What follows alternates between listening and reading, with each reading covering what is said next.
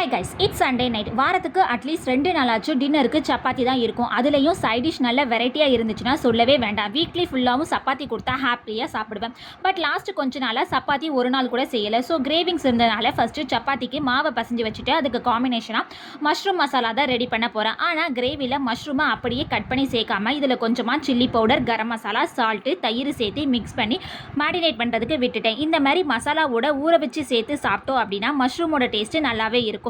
அப்புறமா கிரேவி பண்ணுறதுக்கு oil, butter சேர்த்துட்டு 1 ஸ்பூன் ஜீரகம், ஹோல் ஸ்பைசஸ், ஆனியன், பச்சை மிளகாய் சேர்த்து நல்லா வதக்கிட்டு மசாலாக்கு மஞ்சத்தூள், மல்லித்தூள், சில்லி பவுடரு, சால்ட்டு சேர்த்து கொஞ்சமாக ஹாட் வாட்டர் ஊற்றி எண்ணெய் பிரிஞ்சு வந்ததுக்கு அப்புறமா டொமேட்டோ, மஷ்ரூம் சேர்த்து கொஞ்சமாக வேக விட்டுறலாம். இதுக்கப்புறமா கிரேவியோட டேஸ்ட்டு நல்லா ரிச்சாக இருக்கிறதுக்காக முந்திரி பருப்பை அரைச்சி சேர்த்துருக்கேன். நல்லா கொதிச்சு வந்ததுக்கு அப்புறமா இது கூட பெப்பரு, கொத்தமல்லி இலை சேர்த்து மிக்ஸ் பண்ணி ஜம்முன்னு மஷ்ரூம் மசாலா ரெடி ஆயிரும். யாருக்கெல்லாம் சப்பாத்தி ரொம்ப பிடிக்கும் அப்படிங்கிறத கமெண்ட் பண்ணுங்க. ஓகே, பாய்.